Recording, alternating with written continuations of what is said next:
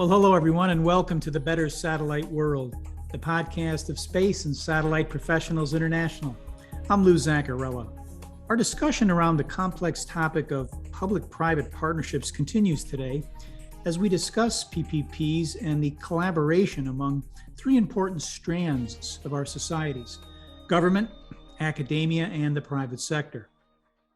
Is the commercial space industry shaping a new DNA for economic development? Does it need to, given its unique features and needs? With me today are Aaron Siltman of Space Florida, Dr. David Alexander of Rice University, and Susan Davenport of the Greater Houston Partnership. But before you formally meet them, this series, Making Space for Space, is brought to you by Artel. Artel, connecting with confidence. The Better Satellite World podcast is also funded in part by the corporate partners of SSPI, Northrop Grumman, EchoStar Hughes, Access Intelligence, and the law firm of K&L Gates. Additional support comes from the 3,000 members of Space and Satellite Professionals International and its chapters worldwide. Thank you, SSPI. Aaron Siltman is a business development engineer at Space Florida's Spaceports business unit. She supports development and the attraction of investments with next-generation commercial space companies in support of Florida's space industry. Ms. Siltman has an aerospace engineering background. Prior to joining Space Florida, she worked at the Federal Aviation Administration's Office of Commercial Space Transportation. For those of you who don't know, Space Florida is the single point of contact for all space-related functions in the state of Florida here in the United States. Dr. David Alexander is back on this podcast, and we're honored and delighted to have him. He's coming back to us today from Scotland, where he just landed. Dr. Alexander is the president of Rice University Space Institute. For the purpose of today's conversation, I should add he's also the chair of the Greater Houston Partnership's Aerospace and Aviation and Industry Committee and serves on the board of directors of the newly formed Houston Spaceport Development Corporation. He is also on the steering committee for the Houston Spaceport Center for Research, Education, and Workforce Development. Susan Davenport is a senior vice president and chief economic development officer at the Greater Houston Partnership, a 900-member business partnership encompassing the Greater Houston region. Ms. Davenport leads its domestic and international economic development effort and assists companies considering expanding, relocating, or investing there. Susan has served as the CEO of the Gainesville Area Chamber of Commerce as well. In a 5-year span, that chamber announced the creation of more than 1,100 new jobs and more than $400 million in new capital investment. Of note, she also developed the Greater Austin Technology Partnership and Austin Tech Live, which engages over 100 regional tech executives in various economic activities. Susan holds a master's degree from the University of Hook 'em Horns, we have to say that. And they joined me today to discuss the Triple Helix, where the government, academia, and private sector and economic development spheres converge to push forward the space and satellite proposition. Well, welcome, everyone. Hey, Lou, it's good to see you or hear you. Thank you. Thanks, likewise. Great to have you all. Now, as I mentioned, we're exploring how the space and satellite industry requires that partnerships be developed at a pretty rapid pace among all of the sectors that I had mentioned. Can you think about an example of how the partnership in Houston, Susan, works to help develop both capacity and investment in the industry? Oh, definitely. Well, again, thank you for having us as part of your the podcast today. Let me just say a quick word about the Greater Houston Partnership. We're the region's lead business organization for the Greater Houston region. We serve a 12-county region, a population of a little greater than 7 million, and it's a $500 billion economy. And we have 90 professional staff here, and about 17 of those staff members are dedicated solely to economic development. When we drill down into our activities as we lead this region, we have identified specific opportunities and target sectors, and commercial aerospace and aviation are obviously one of those main areas for us. So we work very closely with our partners, both public and private, throughout the region as we try to create new opportunities from company relocations, expansions, and startups within our region. We are looking to create jobs and new capital investment for the area. As we undertake our work here at the partnership, we have professional committees, and I would say member committees. We are an organization that has about 900 corporate members that are part of our organization. We were founded originally in the 1800s as the Houston Chamber of Commerce and merged with the Economic Development Council and the World Trade Center. So all of those activities are part of what we do. But as we undertake our work in economic development, we focused on targets that have been identified for us. And of course, again, as I mentioned, commercial aerospace and aviation being a primary one. We have business leadership from both our educational institutions of higher education, our corporate businesses, regional allied organizations. And for this particular area, Dr. David Alexander, who's the director of the Rice Space Institute, and you know him well, agreed to chair this committee and to work with us as we brought together the corporate members of our aerospace and aviation ecosystem together to help us work on, again, developing further the opportunities that commercial aerospace and aviation afford to the region. When you think about Houston, obviously, we have a rich history around aerospace and aviation. And gosh, since the historic, Apollo 11 mission in 1969, we've continued to innovate and pioneer advancements. We've attracted additional talent from around the world. We are a very global economy and really have some incredible talent here. From our regional area, we probably see about 23,000 aerospace and aviation professionals.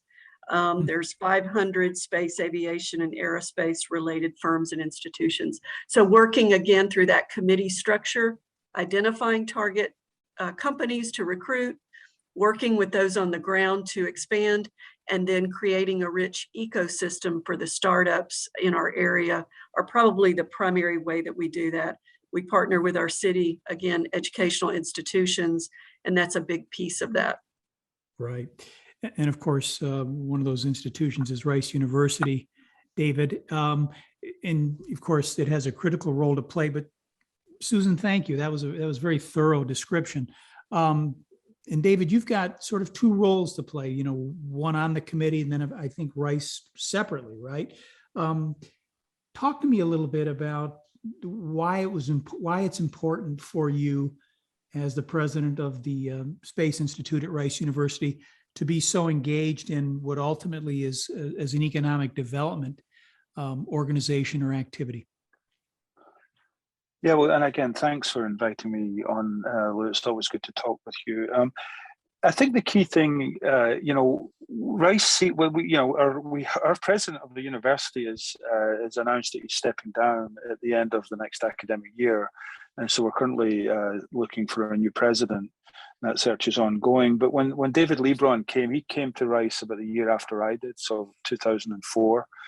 And one of the things Rice has always done, but David really made it a centerpiece of the university was to be a citizen of Houston, and so Rice very heavily engages with a range of activities around the city in all sorts of areas because we see that as being integral to the character of our students. We encourage our students to volunteer in the community, all sorts of things that way. And of course, as Susan has talked about, Houston is Space City. And Rice, of course, has been involved in the event. I think we talked about this the last time, very early days of bringing NASA Johnson Space Center, or the Manned Spacecraft Center as it was known at the time, to Houston, and has been a big part of of the space development in Houston since the 50s, late 50s, and of course the 60s. So we've always been part of that, and the ability to connect and grow the industry helps us all. And so the more companies we have coming in, the more companies who have innovative ideas, they will want talented students. And so Rice prides itself in producing talented students. And so when you combine that with some of the innovative technologies that are being developed within the university system in Houston, of course, I'm talking about Rice, but we have many institutions all doing excellent work, and many of them partnering with NASA, for example. So I think it's not a case of, where is the direct role for me? It's really that it's a kind of no-brainer in the sense that that we're all kind of on the same, skull team. We're all rowing together, or at least trying to. And I think that that makes a huge difference, because I think there's often the way that industry thinks of engaging with universities is through training technicians and so on. But there's a bigger role that can be played with the research universities as well. Maybe that will come up a little bit later. But I think it's important that all of these aspects are engaged with the same vision in mind. There may be different aspects to it, but with the same vision in mind. And I think we're starting to really do that well in Houston. Yeah, sounds like it as well. It's really interesting, David, that you say it obviously helps students, but and we can circle back on this later with Susan. It also helps retain talent, which, as we know, while Houston is certainly Space City and a great city, there is a competition now for talent. And so having, that kind of a relationship is probably something that creates a sort of stickiness to Houston going forward. So maybe later, Susan, we can explore that a little bit as well. But Aaron, I want to move over to you. Houston is Space City for sure, but you're in Florida and you're with Space Florida. So Florida is Space Florida. From the perspective of Space Florida, how important are collaborations and partnerships, and what is your approach there? Is it similar, or do you guys do things a little bit differently? Yeah, thanks, Lou, and thanks again for having me on the podcast. Sure, a little bit of background about Space Florida. Partnerships are huge for us. Partnerships with commercial companies, local universities throughout the state, as well as governments. We have Kennedy Space Center here. So we have partnerships with NASA, KSC, and the Cape Canaveral Space Force Station as well. But we work throughout the entire state of Florida. We get a little focused on the Space Coast sometimes, but Space Florida is doing work throughout the entire state in the Miami, Fort Lauderdale area, Jacksonville, the Panhandle, Tampa, and the West Coast of Florida. So we were created as an independent special district within the state of Florida by Florida statute to grow the aerospace industry in Florida. And we do this by using some of our unique tools given to us through the statute. And that includes access to capital markets for financing of aerospace projects, whether that be real property or personal property. We also can pass on our ad valorem property tax savings to the companies. And then in combination with that, space is considered a mode of transportation within the state of Florida, much like air, rail, sea. So the Florida Department of Transportation has a spaceport improvement program where funds are allocated for improvement of spaceports throughout the state for common use projects. And companies can apply for these funds as an up to 50% match on real property investment within the state of Florida that can be put towards facilities as well as roads and utilities. So in combination with those three things, it can be really attractive for companies to establish operations or relocate to the state of Florida. And like I said, it can be at the Space Coast or throughout the entire state. So those partnerships are very important and really what we're doing every day. Yeah. So when you talk about working throughout the state, what I'm hearing is that this is an industry that is not necessarily anymore going to be concentrated along the coast or, at Canaveral or just, a couple of the sort of designated spots that we know from, our heritage here in the United States. This is something now that you seem to be looking at as part of another industry vertical or a cluster. Do I have that right? Absolutely. We're seeing a variety of reasons for the different locations throughout the state. So for some companies, it makes sense to be at a launch site, close to the launch sites, close to their suppliers, which might be at a launch site. Or for some, it makes sense to be in a different city where maybe the city or the county can offer different incentives. And it's not as important to be in the hustle and bustle of the launch area. And it's better for them to be, more spread out throughout the state. Right. Of course, and there's manufacturing there, right? OneWeb's got a big facility there. We just actually produced the video about that. I just want to drill a little bit further into that and then maybe talk to Susan about it as well. Are there industries now that, heretofore didn't consider themselves part of the commercial space industry, but that you are seeing, pop up in parts of Florida, either as indigenous companies to the state or ones that have found some fertile ecosystem there? Sure, certainly more manufacturing and supply chain companies are considering Florida for their operations. Like you had said earlier, where there's certain spots in Florida that are really focused on launch, and that's what they have been known for. But the manufacturing of components and the supply chain for satellites, launch vehicles, are really considering more Florida as a place for operations. Yeah.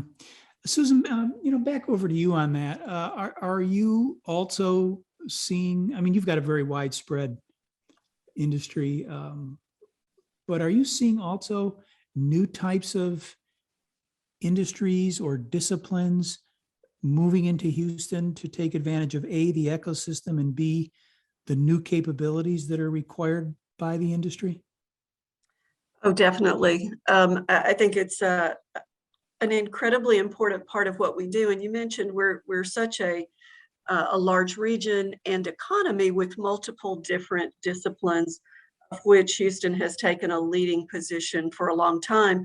What we're really seeing that I think is incredibly interesting is kind of this crossover between the massive sectors that exist here in Houston today. So when you spoke about manufacturing, of course, Houston has one of the largest manufacturing bases in the country, if not globally. And, we manufacture about $83 billion of goods, and we have one of the busiest ports in the United States here. Mm-hmm. So manufacturing things here of all kind of components. We have several companies manufacturing modules and pieces of the International Space Station, and we have those working on new types of opportunities and technologies that cross over. Really, we have this three-legged stool in many ways where we're seeing this crossover. In addition to manufacturing, there's also advances in life sciences. We are fortunate to house the world's largest medical center, medical complex here, research across multiple different disciplines, as well as, of course, we're the energy capital of the world, and now moving into that energy 2.0 space, the energy transition. And so what is interesting is in this innovation piece, we're actually seeing a crossover from these three kind of areas. And so you'll see life science research in the aerospace piece and space research. NASA and all of the opportunities that they afford. You're seeing research that's being done in space. You're seeing it from all those multiple areas. And I think that affords us, now that we have a lot of digital technology capabilities and almost 240,000 tech workers, they're really driving this kind of innovation among all of those pieces, but with this kind of crossover. And that's definitely moving into the commercial aerospace and aviation world. And that's really kind of unique to Houston, I think, in many ways. Yeah. And it's becoming more and more a software-driven industry. In terms definitely. of software-defined satellites and cloud-based work, the geospatial explosion that we've seen. Definitely. Yeah. David, Aaron mentioned also spaceports. Before we went on the air here, you had told us that in Scotland, where you are, there are no fewer than, I guess, 5 spaceports. Talk to me a little bit about what your view is of the role of spaceports. What function will they serve in terms of bringing together, the government aspects, the private sector, your discipline in academia, to again produce the kind of commercial industry that we're very excited about? Yeah, well, I mean, I think there's 5 spaceport projects in Scotland, and there's some starting to ramp up activity and so on. So, but this is true. I mean, there's 12 commercial spaceports in the United States, with more looking for the license all the time, and increasingly we've been approached several times with from other countries who are looking to kind of look at the spaceport. In spaceport as something that they might want to develop, and I think spaceport, we have to be careful. I've given talks on this and even written papers on this about how we created this thing called the Global Spaceport Alliance a few years ago. It's moving, or it was part of Spacecom, which was in Houston, which is now moving to Orlando. And one of the things I end up saying to everyone every year at that meeting is, and one of these days it will change, but I don't think yet there is a spaceport industry. And so what we need to be doing is working together to develop that industry, because I think as this transition from government-driven to commercial enterprises grows the way it is, and given the previous conversation that Erin commented on and Susan talked in great detail about in terms of Houston, this crossover technology, the technologies that are being developed that can move from space to medicine and medicine to space and so on, they're going to need different kind of resources. And the place to go when you want to do the commercial side of things is going to have to be something different from what we have today. And I think that's where the spaceports come in. Some of them, like obviously in Florida, there's a huge focus on launch for a lot of good reasons. And in the Houston spaceport, we do have a commercial license to launch horizontally, but the number of operators in that sphere is still very limited. So we're not stopping. So we're actually building up. You mentioned the word cluster before. We're building up the cluster and taking advantage of the strengths that we have in Houston that Susan talked about. I needn't take the time to repeat, but we still need to collaborate. We need to talk. We need to know each spaceport, I believe, should be uniquely defined by the strengths of their region and what they have to bring to the conversation. And in some cases that may predominantly be launch, and in other cases it be predominantly maybe the supply chain, or it may be like in Houston we're building private space stations, for example, with Axiom Space. So I think the spaceports ultimately, I don't know if they'll all survive if their sole model is launch, because it's a big market, but it still is a relatively limited market. And I think as we work together and as we partner where we need to and compete where we have to, I think that's where we'll see the industry develop. And so while you mentioned right at the beginning that there's potential competition between Space Florida and the Houston Spaceport and Oklahoma Spaceport and the Colorado and all this sort of stuff, that is true to some extent. But the companies that they're trying to attract will go to wherever they think is the place where they can achieve what they're trying to achieve. And that depends on the strength of the locale, and they'll be different for different companies. So I'm really excited about what I'm seeing happening across the world, not just in the United States.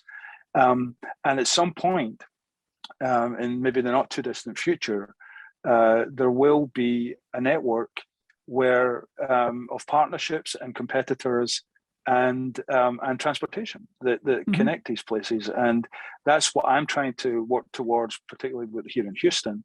But I think there's lots we can learn from all the other spaceports around the country and the world. Right, and I would think the first step to that, David, and Susan and Aaron, please feel free to jump in, would be to form some kind of an association like Steve Wolf and Jim Causey have started, which you just referred to. Right. As I listen to this, though, of course, my organization also runs World Teleport Association, and that's the operating teleports around the world, and each of them are somewhat different. And it was very hard for many years to even define what a teleport was, and I think to some extent it still is. Is it the same challenge with spaceports? Are they similar to free trade zones, or are they enterprise zones? What are we really talking about when we talk about the spaceport for economic development? Question, and I think a question that we all may have different answers to. So in Florida, we have 3 licensed spaceports, and they all look very different from each other. They all can offer, of course, launch or landings, but areas for development for companies that may be interested in using the facility for launch or landings, but also that are interested in being at a spaceport and maybe not necessarily using the launch or landing capability. Right. And Susan, to take it to the sort of the next layer up, again, that sounds like an ecosystem, as you said, that someone would come there as they do to any economic development ecosystem or any place where a lot of similar activities going on to kind of feed from. So spaceports, I should say, can spaceports be a part of the Greater Houston Partnership's economic development effort by being a place where you can point to and say, yeah, a lot of different space stuff is happening there, not just launch, but as David was saying, and as you were saying earlier, software development, life sciences, all these different things. Is that ultimately what the vision is from the Houston Partnership's perspective? Most definitely, and you described it well in that obviously it is creating this from both the startup activity commingled with some of the larger aerospace companies undertaking the areas of expertise, whether it be manufacturing or some type of life science work. I mean, all of that is creating this particular area and region that has a development agreement and opportunity. Our Houston Spaceport, is co-located at Ellington Airport, run by the Houston Airport System, and it has some NASA presence, some military presence, but it has companies there as well who are, again, undertaking very specific types of activity, somewhat diverse in nature. And there are plans that are underway to create, again, startup space so that all of these technologies can mingle, new ideas can emerge, jobs are created, new opportunities, and again, promoting this entire ecosystem. And again, bringing those partners and partner agencies to the table, from education all the way through industry. Right. So it also sounds like a smart city play as well, where, again, it's here I am in Houston, which is just an amazing city. It's my second favorite city, probably after New York, but don't tell other people that. Thank you. We appreciate that. It's really a great place. But it's also a smart city play where, you're positioning your economy for future industries as well. So Definitely. it goes to another level. Yeah, that's really fascinating. Hey, David, you and I are similar in that sometimes we just, we're a little Pollyannish probably. We're a little pie in the sky. We want the world to be a better place, and we're trying as hard as we can. But, when you talk about Florida and Houston competing with each other, that's the real world, right? From the purposes of economic development. But do you see genuinely a time when places like Oklahoma, Florida, New York, and the others who have spaceports will have a genuine structure to go out and pursue economic and academic opportunities? Yeah, well, I mean, I'm at a university, so I don't really have to live in the real world, so I can get away with talking about something. I mean, it's Susan and Erin that have to worry about all the competition and I'm so going to on. ask them later. That's right. Right, but I do because as I said earlier on, right now there's no such. I mean, when you say space, I tried to get us not to call the Houston Spaceport the Houston Spaceport, and I'm happy to admit I was wrong in that. And the reason I was making the argument was because we were not going to focus on launch. And when you mention spaceport to people, they want to come and complain about rocket launches. And of course, even if we had a launch operator in Houston, it would not be a rocket, a vertical takeoff. And so then it becomes a challenge to describe what a spaceport actually does if it is not launching. And there's very few spaceports that are actually launching. And so at some point, what's going to happen is that we are all going to, so we don't have that industry. We don't have that industry established, and therefore it's all about competition, because now people are trying to get themselves established and they want the companies to come in. They want I won't mention names, but they want some of the big companies to come in. They want the supply chain to come in. They want the satellite companies to come in and the innovative companies to come in around that. But at some point, it's all going to settle down, and Florida will be known what Florida is known for at that point. And I'm sure they've got great ambitions, and I wish them every success. And Houston will be known for what it does well and what it brings to the table, and Brownsville and Kodiak Island and everywhere else. And and then the competition will have will be much narrower. There may be some companies that maybe we start going after digital companies and we're competing in that field. But for the most part, there'll be some strengths that float to the top in each of these locations. And it's those strengths that will define the regions. And if we don't have that strength, we will want to partner. This is what Rice does, right? So just to pitch Rice University a second here. We're a very, very good university, and although I'm biased, I would say that our record stands there. But we're small.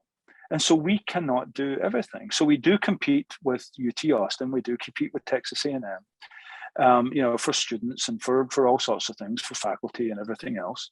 But at the same time, we collaborate with them many times over in many different areas. And that's where I think that's what will happen. We will partner where we need to, and we'll build on our own strengths to attract the businesses. The businesses are not dumb.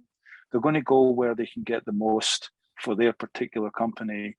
Or their particular goals, and some cases that will be Houston, some cases it won't be. But at the end, it will settle down. And I don't have to be.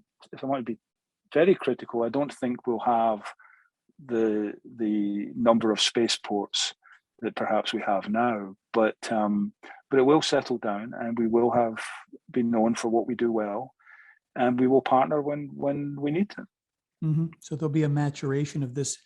Erin, does that sound like a familiar model right now for you guys? Are you partnering where you need to partner, or are you typically going it alone or under some sort of mandate?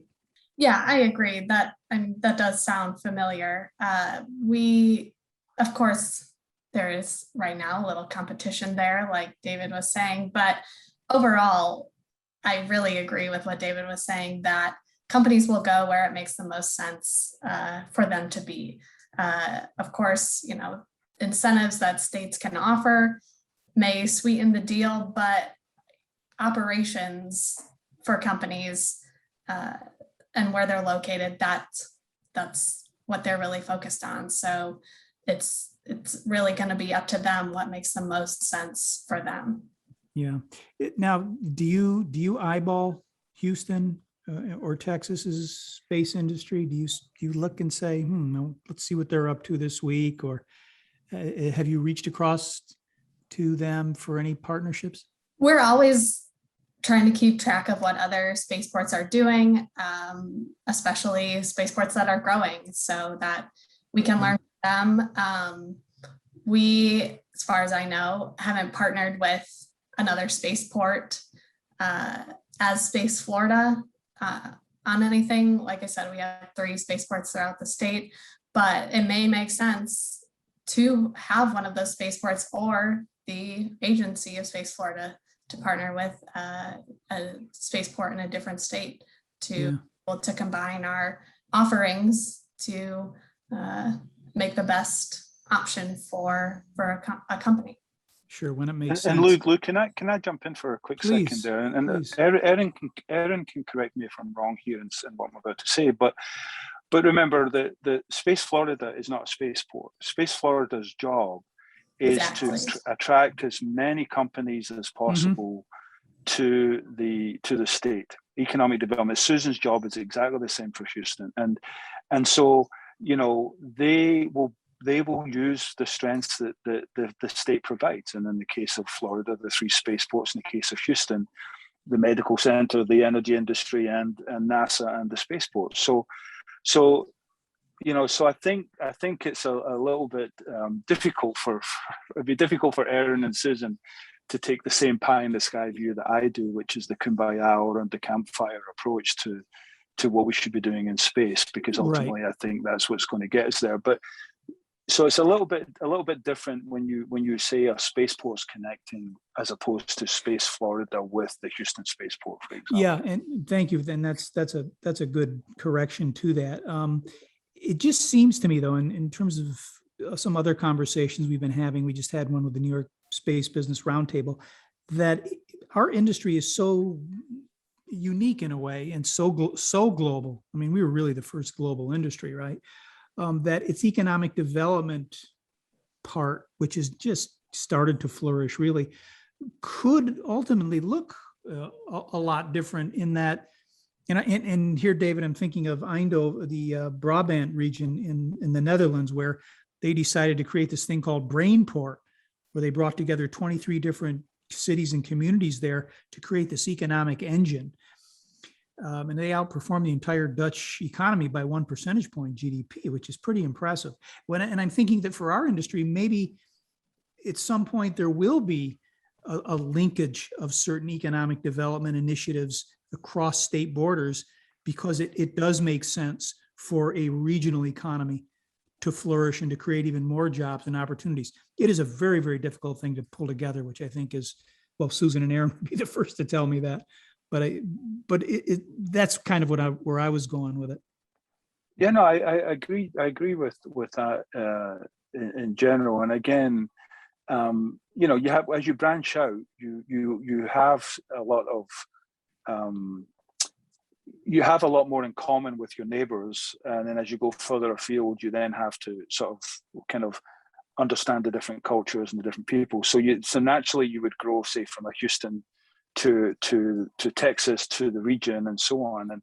And I think that we, again, I think at some point I talking about technology vectors rather than sector verticals, technology verticals, so that we don't, at some point we may not have a space industry, an energy industry, and a medical industry as kind of separate in the technology world. What we'll have is technologies that then develop into the applications that they need. And I think that's where things are going. The other thing, if you've pardoned me just giving off my little glib comments from the talks I give, I talk about, I gave a talk at a digital conference here in Scotland a month or 2 ago, and I basically said every company is a space company, whether they know it or not, because we need all these technologies. We need everything.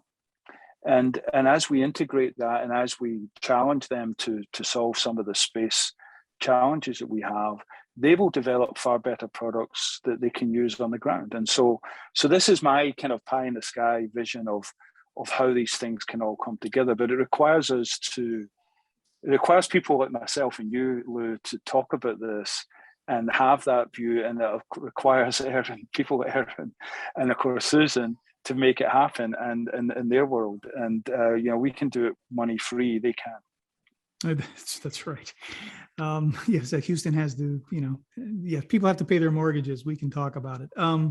But you're right. Everyone has a role here, David, and I think that's very well said. Susan, I mean, he's reinforcing what you said earlier, right? I mean, yes, it's technologies. It's much more than the specifics of the space industry, and of course that leads me to also ask, the question: how do you determine economic development outcomes when you're dealing with something as increasingly amorphous as this thing just sort of mushrooms? Do each of the partners in the partnership arrive at goals, or how do you determining outcomes? Is it just simply how many jobs we create, how many companies relocate or start here, and what it looks like in terms of gross domestic local product, or is there another way to measure a partnership? Yeah, no, that's a great question. A little bit of all, if I can say it that way. Obviously, the gross domestic product of the region is of vital importance, but we do count jobs in these specific target sectors that we're putting resources and time and connections together to kind of create and further enhance those ecosystems that we're growing around those sectors. And so, we look at it from a multitude of different areas: capital investment, jobs, all of those things become a part of it. And it depends on where you start as you begin, connecting these things together. We've done everything from looked at grants that we're working with, our connections. We keep deep, statistics and data that NASA provides, that the regional economic development organizations from some of the smaller regions throughout our area, that they keep as well. So it's really, I think you can condense it, if that's the right way to say, to your GDP, and then how much of that comes from this particular sector. But we do watch jobs. Obviously, we're incredibly interested in engaging people in this so that they create opportunities for themselves and for the community, right? And so it's a little bit of all of those, I guess. Yeah, and local government must love you. I mean, and Houston is such an entrepreneurial engine. It's quite remarkable. We've only got a few minutes left. I'm going to just kind of go to each of you very quickly, if you can give me quick answers on this one. And I know this is not an easy question to do that with, but Aaron, having worked in the space as a professional, is there a need to re-examine public-private partnerships and perhaps innovate on them? I think there's probably room for innovation, especially as the aerospace industry is growing. And, we've seen government really be a big player in the aerospace industry for a long time. And now we're seeing it become more and more commercial. So there probably is some room for growth there as commercial starts to take over the previously more government focused areas of the industry. Interesting, yeah, which is actually what's happening in the industry. David, last word to you, because we kept you up tonight. You just landed in Scotland. Very quickly, do we need to re-examine PPPs? I think we need to. I think that we need to make them more efficient, and a lot of companies don't quite know where the entry points are. And I think it would help because we have different kinds of private companies, right? Service companies, manufacturing, launch, etc. We have different kind of public entities that fund us, and we have different kind of academic institutions that support it, from workforce development to tier one research. So I think somehow, if we want all these players in the field, we need to come up with some kind of flexible strategy that coordinates and provides that port of entry for the companies to engage. And I think that's maybe lacking a little bit right now, in my opinion. And that's something that we could probably work on. Yeah, I think I would tend to agree. Well, listen, we could go on for a long time here, but I really appreciate you. This is not an easy subject to dig into, but you're the three best to do it, and I really appreciate it. So thank you so much, Dr. David Alexander, Susan Davenport, and Aaron Siltman for coming on today. And that wraps up my conversation with them. For more information on Rice University, go to rsi.rice.edu. For the Greater Houston Partnership, go to houston.org. And to learn more about Space Florida, go to spaceflorida.gov.